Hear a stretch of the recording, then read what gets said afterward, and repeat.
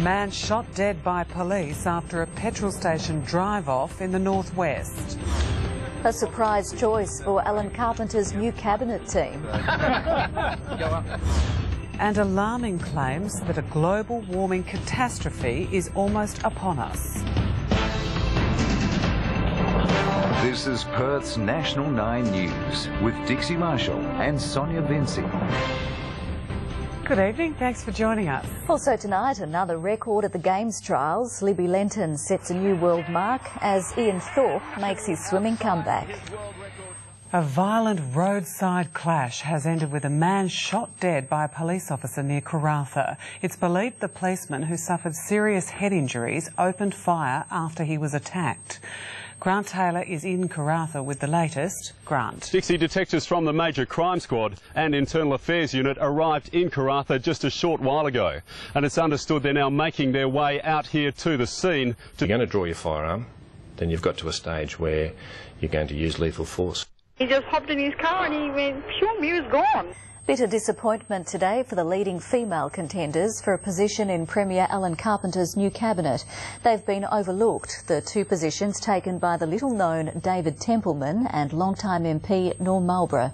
Nadia Mitsopoulos reports. In a last-minute surprise, David Templeman was given the nod over his factional colleague Diane Guise, who had long been a front-runner. We all put forward our credentials and the caucus made a decision. That's the decision of the colleagues, then that's the way we go. The opposition leader says respect is crucial. We need it whether we're at a sporting venue, whether we're in a workplace like this, whether we're just on the streets. Nina Stevens, National 9 News. Coming up, new tactics to tackle WA's terrible road toll. Also, Brazil's baby in the bag. A flood of offers to adopt the infant found floating on a lake. And turning the tables in the bullfighting ring.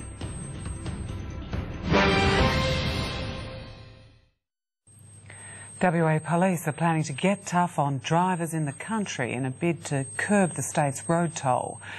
18 of the 26 deaths on our roads so far this year happened on regional roads. Officers have been ordered to book people for seatbelt offences. Cautions are not an option in this blitz. If there are police officers out there that are using their discretion not to charge someone for not wearing a seatbelt, I think they're making a mistake, and it's a mistake which could cost someone their lives.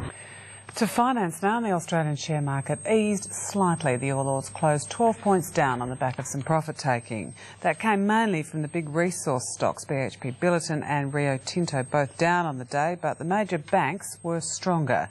Our dollar is stronger against the US and in Europe, and the gold price is up again.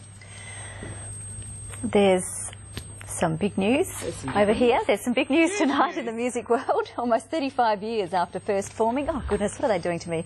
In New Zealand, 70s supergroup Split Enz is getting back together and will tour Australia. Led by the famous Finn brothers, the band will play at stadiums in Perth, Sydney, Melbourne, Adelaide and Brisbane.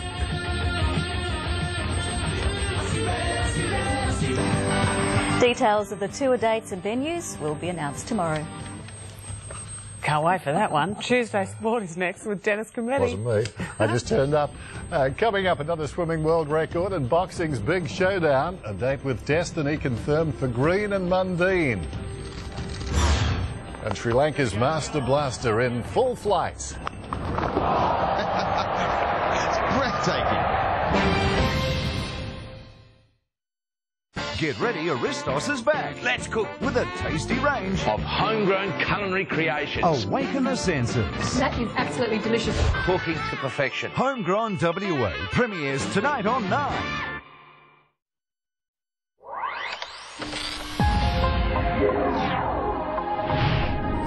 Here are tonight's Lucky Oz Lotto numbers for draw 624, and they were 2, 3, 8, 14, 17, 20, 21, and the supplementary numbers 7 and 38. Good luck.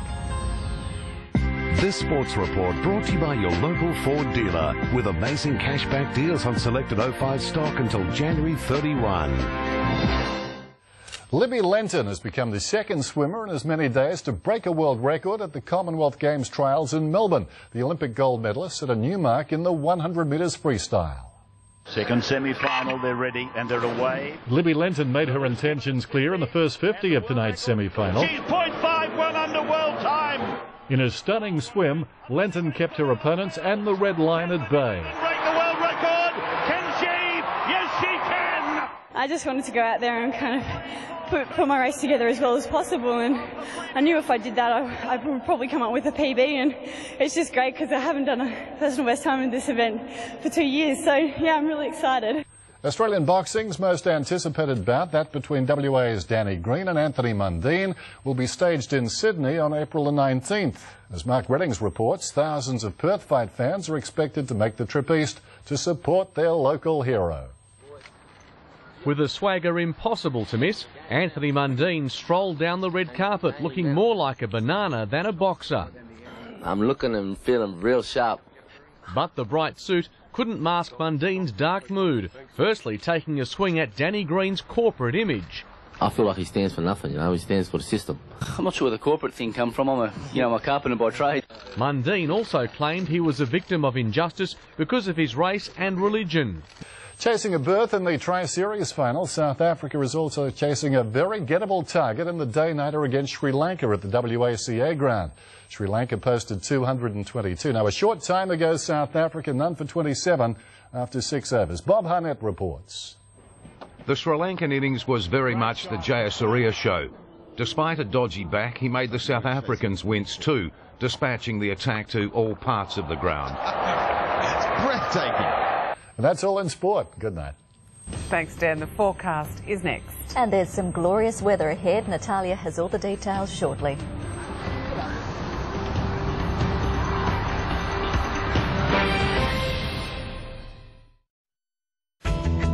Fuel Watch, tomorrow's cheapest petrol prices for Perth.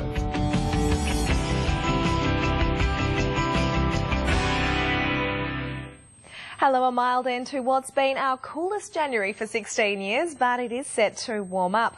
Right now it's 20.5 degrees. We had a top of 24.5 after an overnight low of 14. Mild late January temperatures around the suburbs today, 23 degrees for Mandurah, 24 at Jandakot and Rockingham, 26 in Guildford, Pearce had 27 and Lancelin 23. To the satellite, and a mid-level disturbance brought rain to the southeast of the state, while a deep tropical low is responsible for heavy falls in the Kimberley.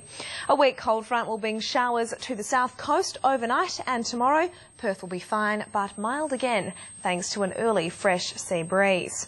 It will warm up on Thursday, Friday and Saturday as a high pressure ridge moves in and a trough develops near the west coast. Around our nation tomorrow, rain in Adelaide and Melbourne, becoming fine, and 30 degrees in Sydney and mostly fine in Brisbane. In our state, fine and 34 in Karratha, morning cloud in Kalgoorlie and drizzle in Esperance. On local waters, southeasterly winds 10 to 15 knots, shifting south-southwesterly 13 to 18 and increasing to 18 to 23 knots later. Seas to 1.5 metres, Rottnest swell to 1 metre and Cottesloe to 0.5 metre. So fine and 27 for the first day of February after a low of 14 degrees. Then fine and 29 on Thursday, 30 degrees on Friday and 32 for Saturday.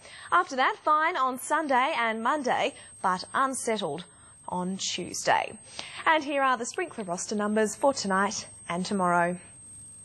And now it's back to the desk. Good night.